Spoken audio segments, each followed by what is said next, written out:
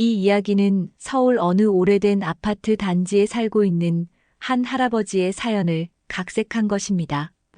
가을 햇살이 아직 따뜻하던 10월의 어느 일요일 오후, 최영식은 거실 소파에 앉아 신문을 읽고 있었습니다. 75세의 나이에도 불구하고 그의 눈은 여전히 또렷했고 은발로 변한 머리카락만이 세월의 흔적을 말해주고 있었죠. 30년 전 아내를 먼저 보내고 홀로 지내온 시간이 벌써 그렇게 길어졌습니다. 현관문에서 벨소리가 울렸습니다. 영식은 안경을 벗어 닦으며 일어났어요. 누군지 궁금했지만 요즘 들어 찾아오는 사람이라곤 아들 민수와 며느리 수진뿐이었거든요. 문을 열자 과연 민수가 환한 미소를 지으며 서 있었습니다. 아버지, 안녕하세요. 민수 뒤로 수진도 정성스럽게 준비한 과일 바구니를 들고 서 있었죠. 42세의 수진은 언제나 단정한 모습이었습니다. 하지만 영식의 눈에는 그녀의 미소가 어딘지 어색해 보였어요. 왜 갑자기 연락도 안 하고? 영식이 물었지만 반가움이 얼굴에 드러났습니다. 아들의 방문은 언제나 기뻤거든요. 아무리 나이가 들어도 자식은 자식이었습니다. 그냥 아버지 얼굴이 보고 싶어서요. 요즘 너무 혼자 계시니까 걱정이 되더라고요. 민수는 아버지의 어깨를 다독이며 말했습니다. 영식은 아들의 손길이 반가웠어요. 언제부터인가 이런 스킨십이 줄어들었었거든요. 거실에 앉은 민수 부부는 평소와 다른 모습이었습니다. 특히 민수는 아버지에게 유난히 다정했어요. 차를 내오는 영식의 등 뒤에서 수진과 눈빛을 주고받는 모습이 마치 무언가를 공모하는 것 같았습니다. 아버지, 사실 오늘 온 이유가 있어요. 민수가 찻잔을 내려놓으며 운을 뗐습니다. 영식은 귀를 기울였죠. 부산으로 여행을 가려고 하는데 아버지도 함께 가시면 어때요? 혼자 계시니까 답답하실 텐데. 여행? 영식은 조금 놀랐습니다. 민수가 가족 여행을 제안한 것은 정말 오랜만이었거든요. 결혼 초기에는 종종 함께 나들이를 했었는데 언제부터인가 그런 일들이 사라졌었죠. 네, 부산 해운대도 구경하고 온천도 가고. 아버지 젊을 때 부산에서 일하셨잖아요. 추억도 되살리시고. 수진이 거들며 말했습니다. 그녀의 목소리에는 평소보다 애교가 섞여 있었어요. 영식은 잠시 망설였습니다. 갑작스러운 제안이었지만 가족과 함께하는 시간은 소중했거든요. 특히 손자 현우와 함께 바닷가를 걸을 수 있다는 생각에 마음이 움직였습니다. 현우는 어떻게 하고? 현우는 학교 때문에 못 가요. 대신 아버지가 현우한테 줄 선물이라도 사오시면 어때요? 민수의 대답에 영식은 고개를 끄덕였습니다. 손자를 위한 선물을 고르는 일은 언제나 즐거웠거든요. 그럼 언제 가는데? 다음 주 토요일이요. 이틀 정도 머물다 오려고요. 민수는 마치 모든 것을 미리 계획해둔 것처럼 답했습니다. 영식은 아들의 세심함에 감동했어요. 좋지. 오랜만에 가족끼리 여행이네. 영식이 미소를 지으며 답하자 민수와 수진도 안도한 듯 웃었습니다. 하지만 그들의 미소에는 영식이 알아차리지 못한 다른 감정이 숨어 있었죠. 그럼 준비는 제가 다 할게요. 아버지는 편하게 계시면 됩니다. 수진이 말했습니다. 영식은 며느리의 배려에 고마웠어요. 결혼 15년 동안 수진은 늘 조용하고 예의 바른 며느리였거든요. 그날 저녁 민수 부부가 떠난 후 영식은 옷장에서 여행 가방을 꺼냈습니다. 오래된 가방이었지만 아직 튼튼했어요. 가방을 정리하며 그는 손자 현우의 얼굴을 떠올렸습니다. 12살 현우는 영식의 유일한 기쁨이었거든요. 서랍에서 현우의 사진을 꺼내 바라보며 영식은 미소를 지었습니다. 부산에서 손자에게 줄 좋은 선물을 찾아야겠다고 생각했어요. 어쩌면 조개 껍데기로 만든 목걸이나 예쁜 돌멩이도 좋을 것 같았습니다. 그날 밤 영식은 오랜만에 설레는 마음으로 잠자리에 들었습니다. 가족과 함께하는 여행이라는 생각에 마음이 따뜻해졌거든요. 하지만 그는 아직 모르고 있었습니다. 이 여행이 그의 인생에서 가장 큰 배신의 시작이 될 것이라는 걸 말이죠. 한편 집으로 돌아가는 차 안에서 민수와 수지는 조용히 대화를 나누고 있었습니다. 잘 넘어가네. 수진이 작은 목소리로 말했습니다. 그래도 아버지잖아. 당연히 좋아하시지. 민수의 대답에는 복잡한 감정이 섞여 있었어요. 죄책감과 절박함이 교차하는 그의 마음을 수진도 알고 있었습니다. 이것만 잘 되면 우리 문제가 다 해결돼. 수진의 말에 민수는 고개를 끄덕였지만 왠지 마음이 무거웠습니다. 토요일 아침 영식은 평소보다 일찍 일어났습니다. 여행 준비를 마치고 손자 현우에게 줄 선물을 사려고 근처 문방구에 들렀어요. 현우가 좋아할 만한 장난감 로봇을 골라 예쁘게 포장해달라고 했습니다. 할아버지가 부산에서 더 좋은 선물 사올게. 영식은 혼자 중얼거리며 미소를 지었습니다. 오랜만에 느끼는 설렘이었어요. 오전 9시 정각, 민수의 차가 아파트 앞에 도착했습니다. 검은색 세단이었는데 평소보다 깨끗이 세차를 해온 것 같았어요. 영식은 준비한 가방을 들고 내려갔습니다. 아버지, 늦으셨네요. 민수가 웃으며 말했지만 그의 웃음에는 어딘지 경직된 면이 있었습니다. 수지는 조수석에 앉아 있었는데 평소보다 화장을 진하게 한 것 같았어요. 미안하다. 현우 선물 사느라고. 영식이 뒷자리에 앉으며 말했습니다. 민수는 룸미러로 아버지를 바라보며 시동을 걸었어요. 부산까지 3시간 정도 걸려요. 편하게 계세요. 차는 서울 시내를 빠져나와 고속도로로 접어들었습니다. 영식은 창밖으로 스쳐가는 풍경을 바라보며 기분이 좋았어요. 오랜만에 멀리 떠나는 여행이었거든요. 아버지, 요즘 몸은 어떠세요? 수진이 뒤를 돌아보며 물었습니다. 평소보다 다정한 목소리였어요. 괜찮지. 나이가 나이니까 여기저기 아픈 곳은 있지만. 병원은 다니세요? 가끔 종합검진 받으러 가고 있어. 영식의 대답에 민수와 수지는 서로 눈빛을 주고받았습니다. 마치 확인하고 싶은 것이 있다는 듯이 말이죠. 1시간 정도 달리자 휴게소 안내판이 보였습니다. 민수는 방향 지시등을 켜며 휴게소로 들어섰어요.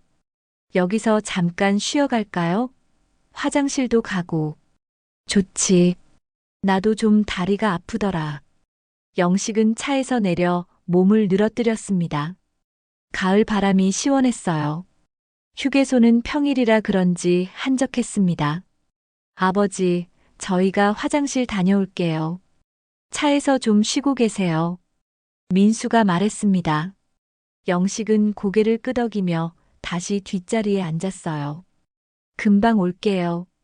수진도 덧붙이며 민수를 따라갔습니다. 영식은 그들의 뒷모습을 보며 괜찮은 부부라고 생각했어요. 서로 배려하며 함께 행동하는 모습이 보기 좋았거든요. 차 안에서 영식은 지갑에서 현우의 사진을 꺼냈습니다. 학교 단체 사진이었는데 현우가 환하게 웃고 있는 모습이 사랑스러웠어요. 영식은 사진을 보며 미소를 지었습니다.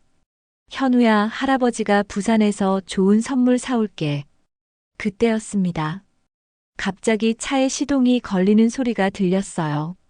영식은 깜짝 놀라 고개를 들었습니다. 운전석에는 아무도 없었는데 시동이 걸린 게 이상했어요. 영식이 당황하며 주위를 둘러보았습니다. 민수와 수지는 보이지 않았어요. 화장실 방향을 바라보았지만 그들의 모습은 없었습니다. 그때 차가 움직이기 시작했습니다. 영식은 깜짝 놀라 앞좌석을 바라보았어요. 운전석에는 낯선 남자가 앉아 있었습니다. 누구세요? 여기서 뭐 하는 거예요? 영식이 놀라며 물었습니다. 하지만 운전자는 대답하지 않았어요. 차는 점점 속도를 높여갔습니다. 잠깐요. 내 아들하고 며느리가 여기 있어요. 영식이 소리쳤지만 소용없었습니다. 차는 이미 휴게소를 벗어나 고속도로로 들어서고 있었어요. 그때 영식은 깨달았습니다. 이건 민수의 차가 아니었어요. 민수의 차는 회색이었는데 이 차는 검은색이었습니다. 아니, 처음부터 검은색이었나요? 영식은 혼란스러웠어요. 여기가 어딘가요? 나를 어디로 데려가는 거예요? 하지만 운전자는 여전히 대답하지 않았습니다. 영식은 차 문을 열려고 했지만 잠겨 있었어요. 10분쯤 달렸을까요? 차가 어느 작은 마을 입구에서 멈췄습니다. 운전자가 뒤를 돌아보며 말했어요. 여기서 내리세요. 뭐라고요? 내리라고 했어요. 남자의 목소리는 차가웠습니다. 영식은 어리둥절했어요. 상황을 이해할 수 없었거든요. 차 문이 열리고 영식은 어쩔 수 없이 내렸습니다. 그의 가방도 길 위에 던져졌어요. 차는 그대로 사라졌습니다. 영식은 혼자 길 위에 서 있었습니다. 주변을 둘러보니 낯선 시골 마을이었어요. 멀리서 농사일을 하는 사람들이 보였지만 영식에게는 모든 것이 낯설었습니다. 이게 무슨 일이야? 영식은 중얼거리며 가방을 들었습니다. 휴대폰을 꺼내 민수에게 전화를 걸었어요. 연결할 수 없는 번호입니다. 자동 응답이 나왔습니다. 영식은 다시 걸어봤지만 결과는 같았어요. 그때서야 영식은 깨달았습니다. 민수와 수진이 그를 버린 거였어요. 부산 여행이라는 명목으로 그를 어디론가 데려와서 버린 것이었습니다. 설마 그럴 리가. 영식은 믿고 싶지 않았어요. 자신의 아들이 그럴 리 없다고 생각했거든요. 하지만 현실은 냉혹했습니다. 바람이 불어와 영식의 은발을 흔들었습니다. 75년을 살아온 그의 인생에서 이런 배신은 처음이었어요. 그것도 자신의 아들에게서 말이죠. 영식은 가방을 들고 마을 쪽으로 걸어갔습니다. 발걸음이 무거웠어요. 가슴 한편에서는 분노가 치솟았지만 다른 한편에서는 깊은 슬픔이 밀려왔습니다. 그는 아직 모르고 있었습니다. 이 배신이 그의 인생에서 가장 큰 전환점이 될 것이라는 걸 말이죠. 영식은 마을 입구에서 한참을 서 있었습니다. 믿을 수 없는 상황이었거든요. 자신의 아들이 정말로 자신을 버렸다는 사실을 받아들이기가 어려웠어요. 할아버지, 괜찮으세요? 뒤에서 누군가가 말을 걸었습니다. 돌아보니 중년 남성이 걱정스런 표정으로 바라보고 있었어요. 아, 네. 괜찮습니다. 영식은 당황하며 대답했습니다. 하지만 괜찮지 않았어요. 전혀 괜찮지 않았습니다. 어디서 오셨어요? 짐을 들고 서 계시길래. 서울에서요. 그런데 좀 길을 잃어서. 영식은 진실을 말할 수 없었습니다. 아들에게 버림받았다는 걸 낯선 사람에게 어떻게 말할 수 있겠어요. 아, 그러시군요. 여기가 좀 외진 곳이라 처음 오시면 헷갈리죠. 마을회관 쪽으로 가시면 버스 정류장이 있어요. 중년 남성이 친절하게 길을 알려주었습니다. 영식은 고개를 숙여 인사한 후 그가 가리킨 방향으로 걸어갔어요. 마을은 조용했습니다. 몇 채의 낡은 집들과 작은 상점들이 있었고 할머니 한 분이 앞마당에서 고추를 말리고 계셨어요. 평화로운 시골 풍경이었지만 영식의 마음은 전혀 평화롭지 않았습니다. 버스 정류장 앞에 작은 식당이 있었어요. 할머니 밥상이라는 간판이 걸려 있었습니다. 영식은 배가 고팠지만 식욕은 없었어요. 그래도 어디선가 앉아서 상황을 정리해야겠다고 생각했죠. 식당 안으로 들어가니 주인 할머니가 반갑게 맞아주었습니다. 어서 오세요. 어디서 오셨어요? 서울에서요. 아이고, 먼 곳에서 오셨네. 뭘 드릴까요? 김치찌개 하나 주세요. 영식은 구석진 자리에 앉았습니다. 식당 안은 따뜻했어요. 벽에는 오래된 달력과 가족 사진들이 붙어 있었습니다. 김치찌개가 나왔습니다. 할머니가 직접 담근 김치로 끓인 것 같았어요. 구수한 냄새가 났지만 영식은 숟가락을 들기가 어려웠습니다. 손이 떨렸거든요. 할아버지, 무슨 일 있으세요? 안색이 안 좋으신데. 할머니가 걱정스럽게 물었습니다. 영식은 고개를 저었어요. 아니에요. 그냥 좀 피곤해서. 하지만 할머니의 따뜻한 관심에 마음 한구석이 뭉클해졌습니다. 낯선 사람이 보여주는 친절이 더욱 소중하게 느껴졌어요. 영식은 떨리는 손으로 지갑을 꺼냈습니다. 그 안에 있던 가족 사진을 보자 눈물이 핑 돌았어요. 민수가 어렸을 때 찍은 사진이었습니다. 아빠 어깨에 올라탄 채 환하게 웃고 있는 모습이었죠. 그때 그 아이가 자신을 이렇게 버릴 줄 누가 알았겠습니까? 영식은 사진을 바라보며 지난 시간들을 떠올렸어요. 민수가 대학에 들어갈 때 등록금을 마련하기 위해 밤낮 없이 일했던 기억이 났습니다. 민수가 취업을 못해서 고민할 때 용돈을 보태주며 격려했던 일도 생각났어요. 민수가 결혼할 때 집 한 채를 사주느라 자신의 노후 자금을 털어버린 것도 떠올랐습니다. 그런데 이게 뭐야? 영식은 속으로 중얼거렸습니다. 30년 가까이 홀로 아들을 키우며 모든 걸 희생했는데 이런 식으로 버림받을 줄이야. 그때 또 다른 기억이 떠올랐습니다. 최근 몇 달 동안 민수가 자주 돈 이야기를 꺼냈던 일들 말이에요. 아버지, 요즘 경기가 안 좋아서 사업이 힘들어요. 좀 도와주실 수 있으세요? 아버지 명의로 된 부동산들 관리가 힘드시죠? 그때마다 영식은 아들이 걱정되어 도와주고 싶어 했습니다. 하지만 민수는 구체적인 이야기를 하지 않았어요. 그저 힘들다는 말만 반복했죠. 이제 생각해보니 그 모든 게 오늘을 위한 밑밥이었던 것 같았습니다. 영식을 없애버리고 재산을 차지하려는 계획 말이에요. 그래, 돈이구나. 영식은 씁쓸하게 웃었습니다. 결국 아들에게 자신은 돈 덩어리였던 거였어요. 아버지가 아니라 재산 목록이었던 겁니다. 분노가 치솟았습니다. 가슴 깊은 곳에서 뜨거운 화가 올라왔어요. 하지만 동시에 깊은 슬픔도 밀려왔습니다. 자신이 그렇게 사랑했던 아들이 이렇게 냉혹할 줄이야. 할아버지, 찌개가 다 식었네요. 드세요. 할머니가 다시 말을 걸었습니다. 영식은 고개를 끄덕이며 숟가락을 들었어요. 김치찌개는 맛있었지만 목 넘김이 어려웠습니다. 밥을 먹으며 영식은 결심했습니다. 이대로 당하고만 있을 수는 없었어요. 민수가 원하는 게 재산이라면 그 재산을 어떻게 할지는 자신이 정하는 거였습니다. 복수해야겠어.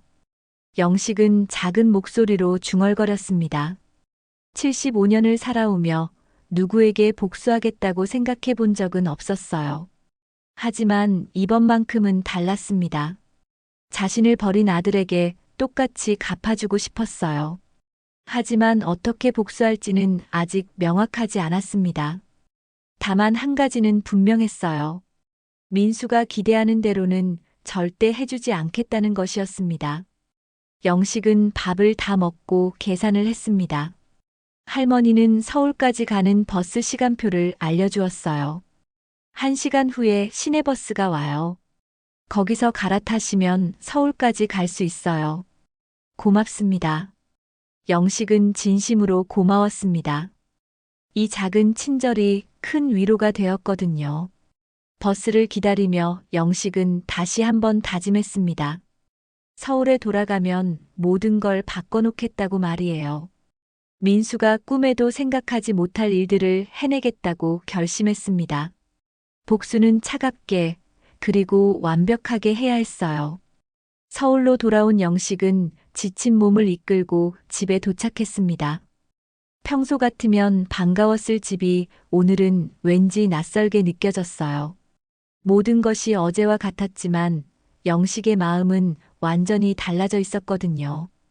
현관문을 열고 들어서자 적막한 정적이 영식을 맞았습니다.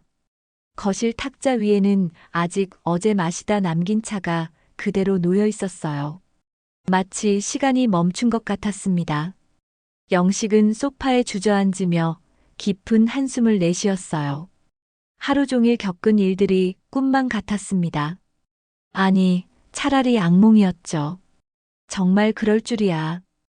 영식은 혼자 중얼거렸습니다. 아직도 믿어지지 않았어요. 자신이 그렇게 아끼고 사랑했던 아들이 자신을 버렸다는 사실이 말이죠. 그때 핸드폰이 울렸습니다. 민수에게서 온 전화였어요. 영식은 잠시 망설이다가 전화를 받았습니다. 아버지, 어디 계세요? 연락이 안 돼서 걱정했어요. 민수의 목소리에는 걱정이 섞여 있었습니다. 하지만 영식은 그 걱정이 진짜인지 의심스러웠어요. 집에 있다. 집에요? 어떻게 집에 계세요? 부산에 계셔야 하는 거 아니에요? 민수는 당황한 듯 물었습니다. 영식은 아들의 연기력에 감탄했어요. 너희가 나를 버리고 갔잖아. 뭐라고요? 무슨 말씀이세요? 휴게소에서 나를 두고 사라진 거 다 알고 있어. 영식의 목소리는 차가웠습니다. 민수는 한동안 말이 없었어요. 아버지, 정말 죄송해요. 갑자기 급한 일이 생겨서 금방 모시러 갈 생각이었는데. 그만해. 더 이상 거짓말하지 마. 영식은 전화를 끊어버렸습니다. 더 이상 아들의 변명을 듣고 싶지 않았어요. 그날 밤 영식은 잠을 이룰 수 없었습니다. 천장을 바라보며 지난 일들을 곱씹어 보았어요. 언제부터 민수가 이렇게 변했을까 생각해 봤습니다. 결혼 후 민수는 점점 달라졌어요. 처음에는 자주 찾아왔지만 시간이 지나면서 연락이 뜸해졌죠. 그리고 최근에는 돈 이야기만 하더군요. 내가 너무 많이 줬나? 영식은 후회했습니다. 아들이 원하는 대로 다 해줬던 자신이 미웠어요. 그 결과가 이런 배신이었다니. 다음 날 아침 영식은 일찍 일어났습니다. 할 일이 많았거든요. 먼저 은행에 가서 자신의 계좌를 확인해야 했어요. 은행에서 통장 정리를 하며 영식은 놀랐습니다. 자신이 생각했던 것보다 재산이 많았어요. 아파트 2채, 상가 건물 하나, 그리고 주식과 예금까지. 모든 걸 합치면 상당한 금액이었습니다. 이걸 다 노린 거구나. 영식은 씁쓸하게 웃었습니다. 민수가 왜 그렇게 급했는지 이해가 됐어요. 은행을 나온 영식은 곧바로 변호사 사무실로 향했습니다. 오래전부터 알고 지내던 변호사 김동수를 찾아간 거였어요. 영식 형님, 웬일이세요? 김동수는 반갑게 맞아주었습니다.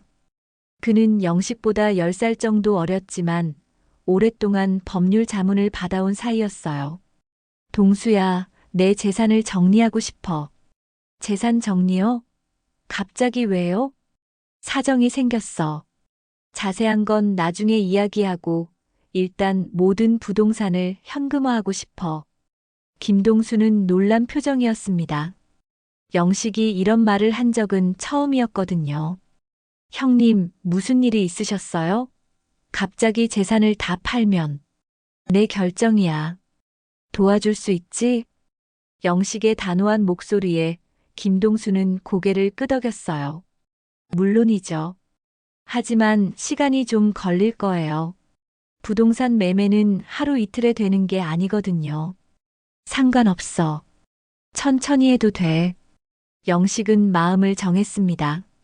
민수가 원하는 재산, 그 재산을 민수가 절대 손에 넣을 수 없게 만들 거였어요. 그날 오후 영식은 집에서 부동산 관련 서류들을 꺼내 정리했습니다. 아파트 등기부등본, 상가 계약서, 주식 증서까지 모든 걸 한 곳에 모았어요. 서류를 정리하면서 영식은 과거를 떠올렸습니다. 이 모든 재산을 모으기까지 얼마나 힘들었는지 말이에요.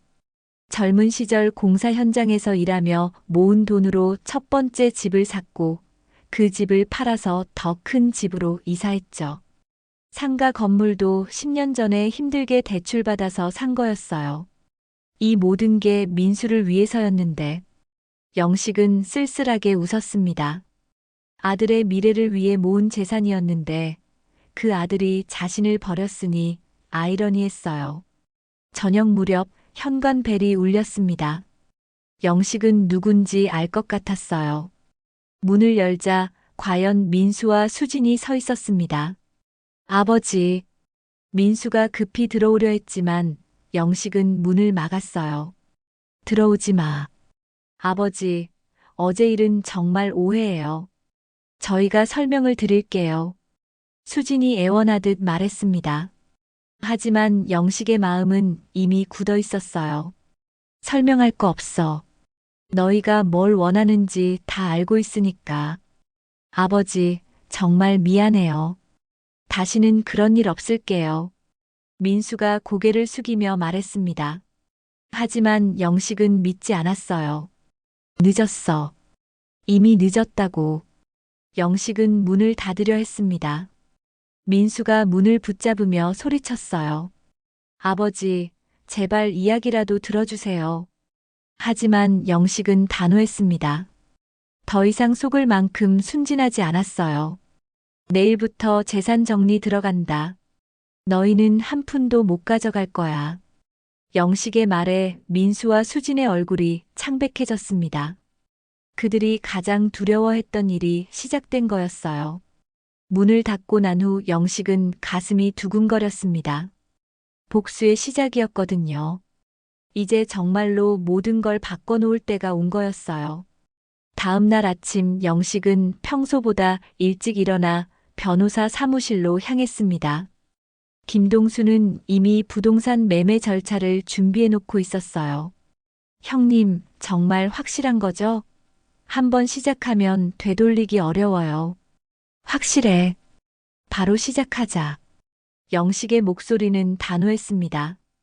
밤새 생각해봐도 마음은 변하지 않았어요. 첫 번째로 처분하기로 한 건 강남에 있는 아파트였습니다. 15년 전에 산 것인데 지금은 가격이 많이 올라 있었어요. 부동산 중개업소를 통해 매물로 내놓자 하루 만에 관심을 보이는 사람들이 나타났습니다. 시세보다 조금 낮게 책정해서 빨리 팔아주세요. 영식은 중개사에게 말했습니다. 돈이 목적이 아니었거든요.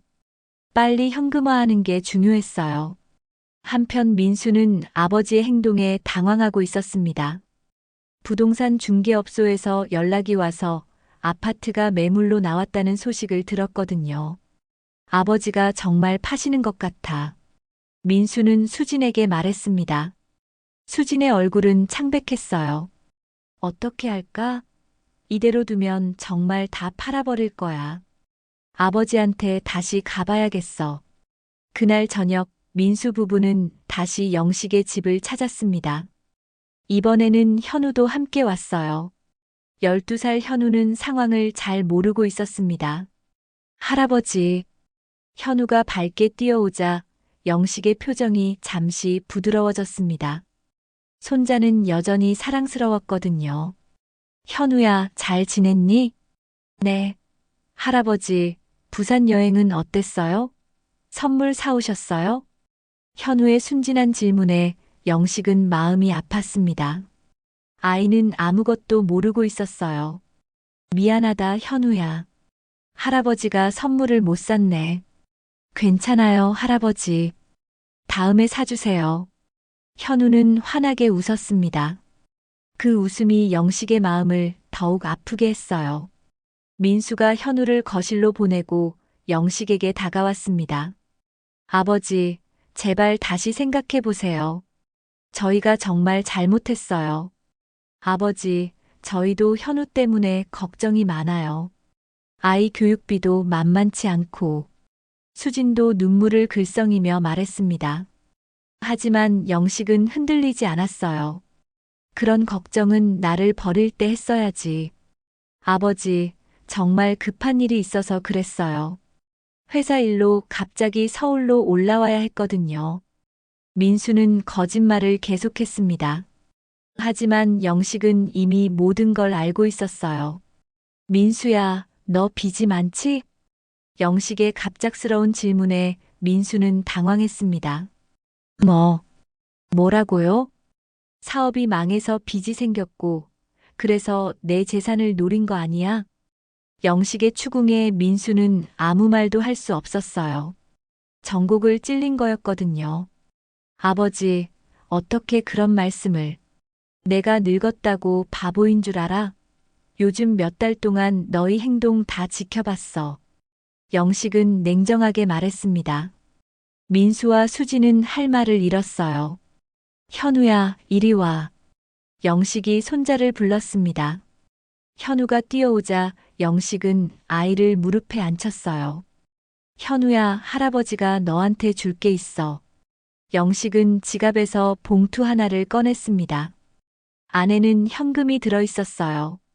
이건 현우 교육비야. 아빠 엄마한테 주지 말고 너만 가지고 있어. 할아버지, 이게 뭐예요? 공부하는 데 쓰라고 할아버지가 주는 거야. 민수와 수지는 그 봉투를 보며 복잡한 표정을 지었습니다. 당장 필요한 돈이었지만 아이 앞에서 빼앗을 수는 없었어요.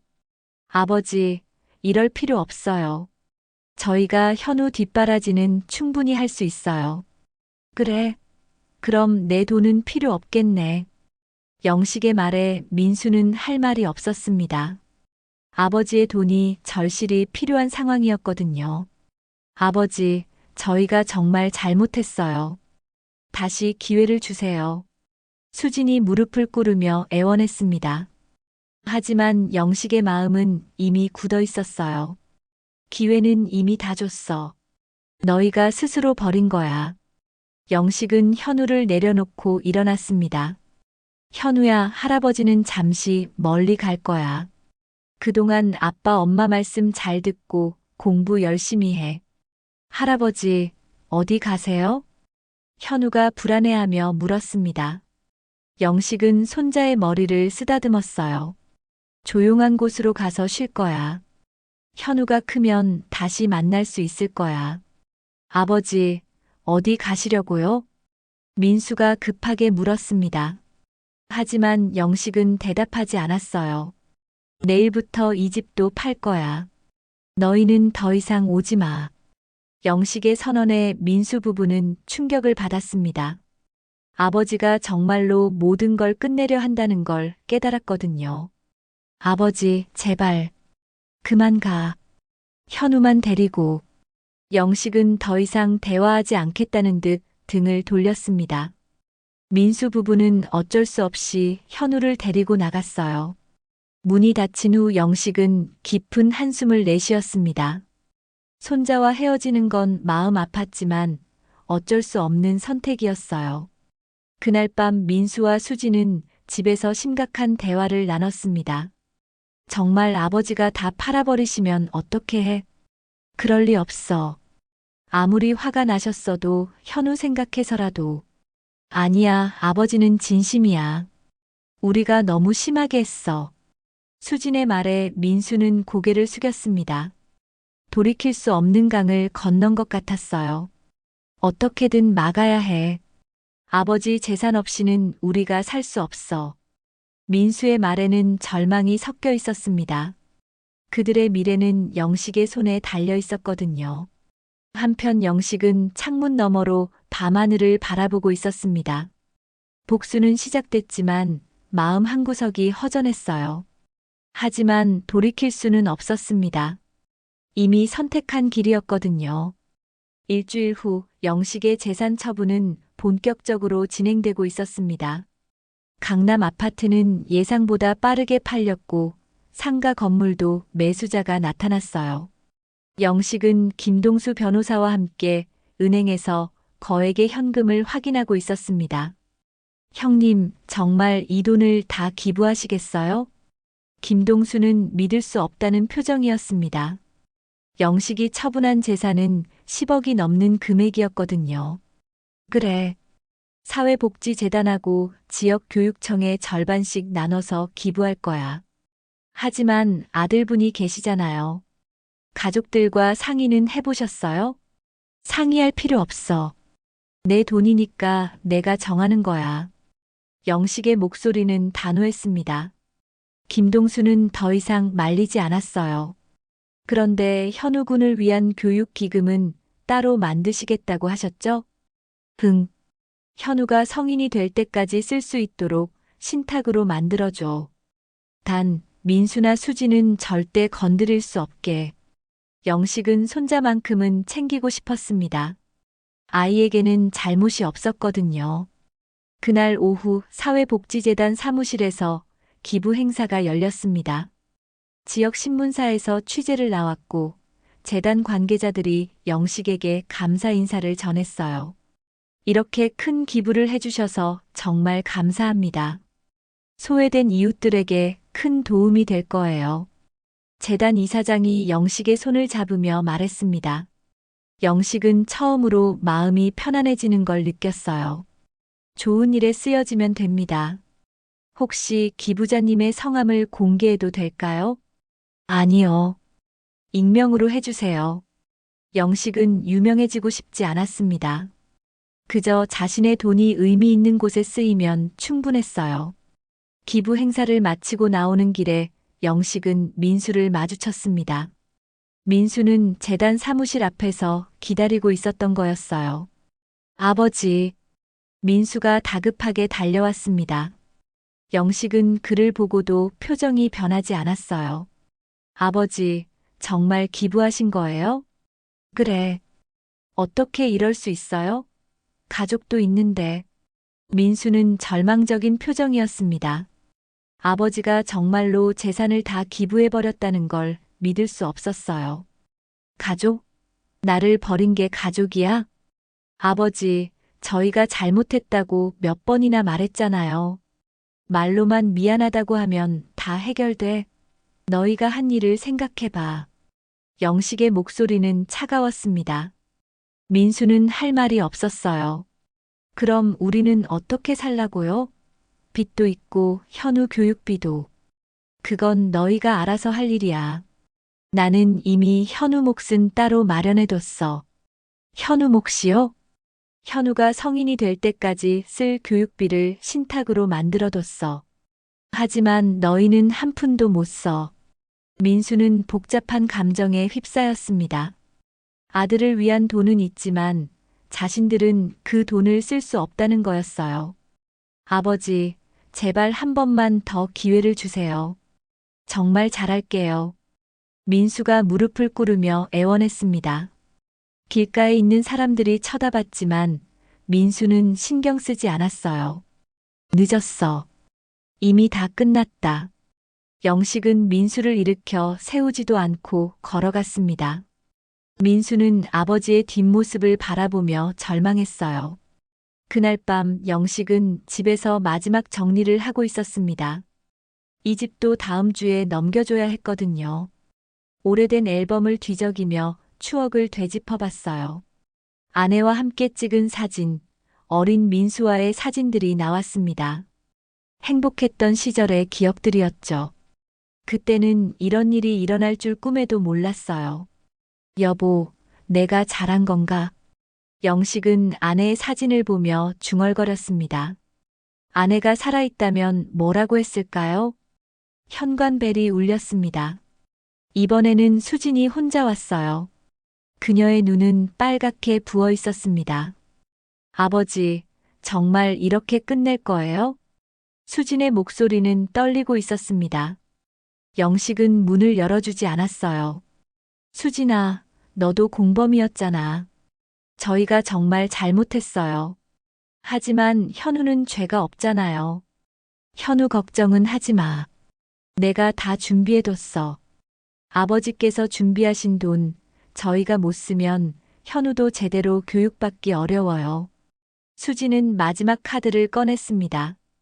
현우를 이용해서라도 아버지의 마음을 돌리려는 거였어요. 그래서 뭐, 내가 돈을 줘야 한다는 거야? 아니에요. 저희가 현우를 잘 키울 수 있도록 도와달라는 거예요. 도움? 너희가 나한테 무슨 도움을 청해? 영식은 비웃었습니다. 자신을 버린 사람들이 이제 와서 도움을 청한다니. 아버지, 민수가 정말 반성하고 있어요. 매일 자책하며 잠을 못 이루고 있다고요. 그래, 그럼 잘 됐네. 영식의 냉정한 반응에 수지는 무너져 내렸습니다. 아버지, 제발. 수진아, 돌아가. 더 이상 할 말 없어. 영식은 문을 완전히 닫아버렸습니다. 복수는 거의 완성되어 가고 있었어요. 다음 날 영식은 시골로 이사갈 준비를 마쳤습니다. 경기도 어느 작은 마을에 조그만 집을 얻어놨거든요. 그곳에서 조용히 여생을 보낼 생각이었어요. 짐을 정리하면서 영식은 현우에게 편지를 한 통 썼습니다. 현우야, 할아버지가 갑자기 멀리 가게 되어 미안하다. 하지만 현우가 공부하는 데 필요한 돈은 다 준비해뒀으니까 걱정하지 마. 열심히 공부해서 훌륭한 사람이 되렴. 할아버지는 언제나 현우를 사랑한다. 편지를 봉투에 넣으며 영식은 눈시울이 뜨거워졌습니다. 손자와 헤어지는 건 정말 힘든 일이었어요. 하지만 선택은 이미 했습니다. 복수는 완성되었고 이제 새로운 삶을 시작할 때였어요. 영식이 떠난 지 한 달이 지났습니다. 민수와 수지는 아버지가 정말로 모든 재산을 기부했다는 사실을 받아들일 수밖에 없었어요. 은행에서 확인해 보니 영식 명의의 계좌는 모두 정리되어 있었고 부동산도 모두 처분된 상태였습니다. 정말 한 푼도 안 남기고 다 기부하셨네요. 은행 직원의 말에 민수는 허탈했습니다. 마지막 희망마저 사라진 거였어요. 집으로 돌아온 민수는 수진과 마주 앉았습니다. 현우는 학교에 간 상태였어요. 이제 어떻게 할까? 수진이 한숨을 내쉬며 물었습니다. 그들의 빚은 여전히 남아 있었고 생활비도 부족한 상황이었어요. 아버지가 현우 교육비는 따로 만들어 두셨다고 했잖아. 그거라도 확인해 보자. 민수는 김동수 변호사를 찾아갔습니다. 영식이 현우를 위해 어떤 준비를 해뒀는지 알고 싶었거든요. 현우 군을 위한 교육 신탁은 확실히 설정되어 있습니다. 매월 일정 금액이 교육비로 지급되고 대학 진학 시에는 등록금도 지원됩니다. 김동수의 설명에 민수는 조금 안도했습니다. 적어도 아들의 교육은 걱정하지 않아도 될 것 같았어요. 그런데 이 돈은 오직 현우 군의 교육 목적으로만 사용할 수 있습니다. 다른 용도로는 절대 사용할 수 없어요. 알겠습니다. 민수는 아쉬웠지만 어쩔 수 없었어요. 아버지가 철저하게 준비해 놓은 거였거든요. 그날 저녁 현우가 학교에서 돌아왔습니다. 아이는 할아버지가 없어진 이후로 계속 우울해하고 있었어요. 아빠, 할아버지는 언제 돌아와요? 현우가 물었습니다. 민수는 어떻게 대답해야 할지 몰랐어요. 할아버지는 조용한 곳에서 쉬고 계셔. 현우가 크면 다시 만날 수 있을 거야. 할아버지한테 편지라도 보낼 수 없어요? 현우의 간절한 표정에 민수는 마음이 아팠습니다. 하지만 아버지가 어디 있는지 연락처조차 모르는 상황이었어요. 할아버지가 주소를 알려주시면 편지 보낼 수 있을 거야. 그날 밤 민수는 깊은 생각에 잠겼습니다. 아버지의 복수는 완벽했어요. 재산도 못 가져갔고 손자와의 만남도 차단당했죠. 하지만 무엇보다 괴로운 건 자신들의 잘못을 인정해야 한다는 거였습니다. 우리가 정말 잘못했어. 민수는 수진에게 말했습니다. 지난 일들을 돌이켜보니 아버지가 왜 그렇게 화가 났는지 이해가 됐어요. 아버지를 그렇게 버리다니. 우리가 사람이었나? 수진도 후회하고 있었습니다. 돈에 눈이 멀어서 한 행동이었지만 이제 와서 생각해보니 끔찍한 일이었어요. 다시 찾아뵙고 사과드려야 해. 하지만 어디 계신지도 모르잖아. 그들은 막막했습니다. 아버지를 찾을 방법도 없고 용서를 구할 기회도 없어 보였어요. 한편 시골 마을에서 영식은 조용한 나날을 보내고 있었습니다. 작은 단층 집에서 혼자 살며 텃밭을 가꾸고 있었어요. 도시의 복잡함에서 벗어나니 마음이 평온했습니다. 하지만 가끔 현우 생각이 났어요. 손자가 할아버지를 그리워하고 있을 거라는 생각에 마음이 아팠죠. 현우야, 미안하다. 영식은 혼자 중얼거렸습니다. 손자에게는 잘못이 없는데 이렇게 헤어져야 하는 게 안타까웠어요. 어느 날 마을 우체국에서 편지 한 통이 도착했습니다. 보낸 사람은 현우였어요. 어떻게 주소를 알았는지 신기했지만 영식은 기뻤습니다. 편지를 뜯어보니 현우의 서툰 글씨로 쓰여진 내용이 나왔어요. 할아버지, 안녕하세요. 현우예요. 할아버지가 보고 싶어요. 학교에서 친구들이 할아버지 이야기를 할 때마다 울고 싶어져요. 할아버지는 언제 돌아오세요? 아빠가 할아버지한테 편지 주소를 물어봤는데 아무도 모른다고 했어요. 그런데 학교 선생님이 할아버지 주소를 알려주셨어요.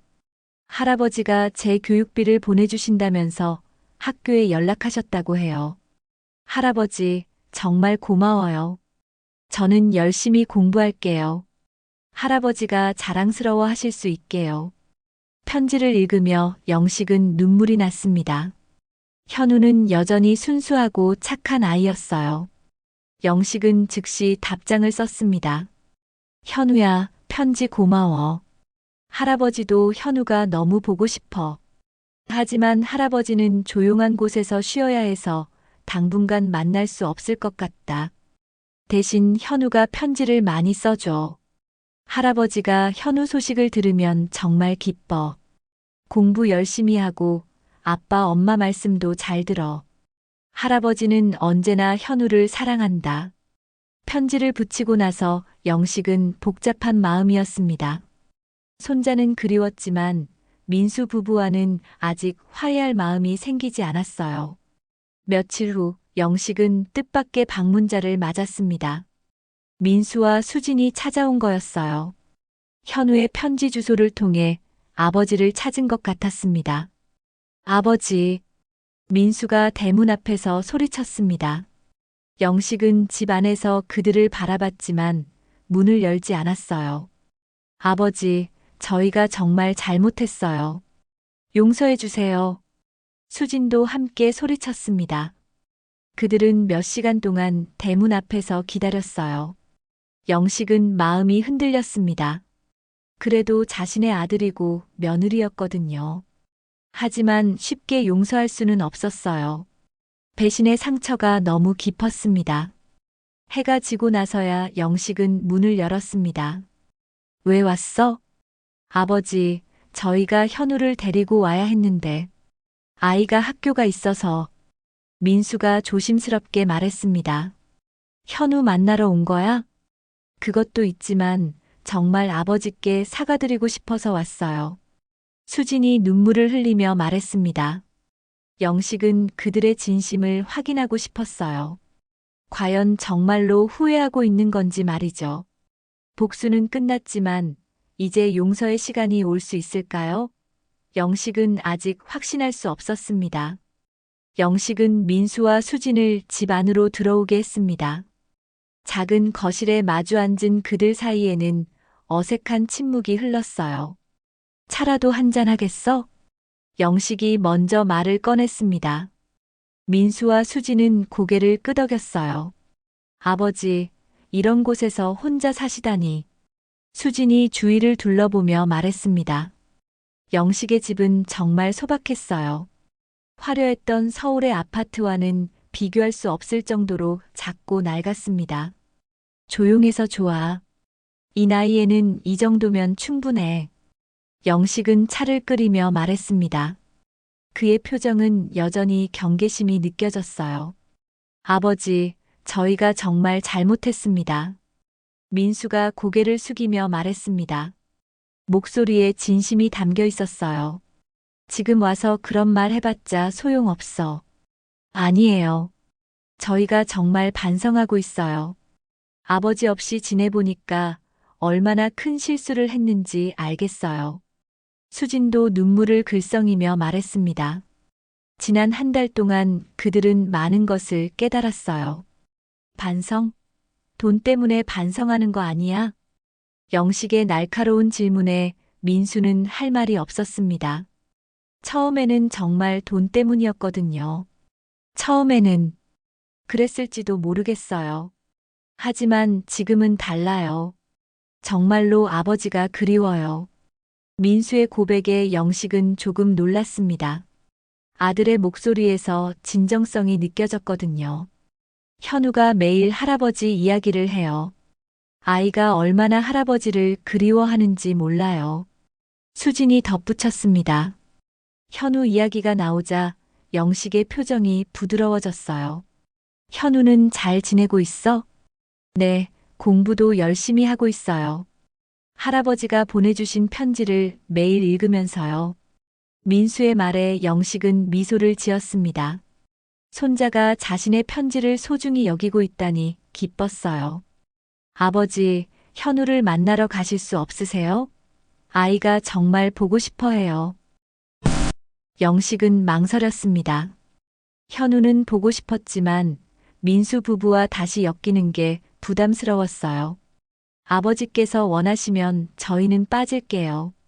현우하고만 시간을 보내세요. 수진의 제안에 영식은 조금 놀랐습니다. 예전 같으면 절대 이런 말을 하지 않았을 텐데요. 너희가 정말 변했다는 걸 어떻게 믿어? 증명해 드릴게요. 시간이 걸리더라도 아버지께서 믿을 수 있을 때까지요. 민수의 말에는 결의가 담겨 있었습니다. 영식은 아들의 눈을 들여다봤어요. 예전과는 다른 무언가가 보였습니다. 우리 빚 문제는 저희가 알아서 해결할게요. 더 이상 아버지한테 폐를 끼치지 않을 거예요. 어떻게? 제가 다시 취업을 준비하고 있어요. 나이가 많아서 쉽지 않지만 포기하지 않을 거예요. 민수는 지난 한 달 동안 정말 많은 노력을 했어요. 이력서를 넣고 면접을 보러 다녔죠. 쉽지 않았지만 포기하지 않았습니다. 수진이도 파트타임 일을 시작했어요. 현우 학교 시간에 맞춰서요. 그래. 영식은 조금 놀랐습니다. 수진이 일을 한다는 건 예상하지 못했거든요. 네, 처음에는 힘들었지만 지금은 괜찮아요. 일하면서 느끼는 게 많아요. 수진의 말에는 성숙함이 느껴졌습니다. 예전에 안일했던 모습과는 달랐어요. 해가 지고 저녁이 되었습니다. 영식은 간단한 저녁을 준비했어요. 여기서 자고 가겠어? 아니에요. 현우가 혼자 있으니까 들어가야 해요. 민수가 대답했습니다. 예전 같으면 아버지 집에서 며칠이라도 머물렀을 텐데, 이제는 아이를 우선으로 생각하고 있었어요. 그럼 현우한테 이거 전해줘. 영식은 손자에게 줄 선물을 꺼냈습니다. 시골에서 직접 기른 고구마와 함께 손편지였어요. 아버지, 감사합니다. 민수가 선물을 받으며 고개를 숙였습니다. 그리고 이것도. 영식은 또 다른 봉투를 꺼냈습니다. 안에는 현금이 들어 있었어요. 아버지, 이건 현우 학용품 사라고 주는 거야. 교육비 신탁에서는 큰 돈만 나오니까. 아버지, 저희가 어떻게 이걸 받을 수 있어요? 수진이 눈물을 흘리며 말했습니다. 자신들을 그렇게 배신했는데도 손자를 생각해주는 아버지가 고마웠어요. 현우를 위한 거야. 너희를 위한 게 아니고. 영식은 단호하게 말했지만 마음 한편으로는 아들 부부가 변하고 있다는 걸 느끼고 있었어요. 민수와 수진이 떠난 후 영식은 혼자 남았습니다.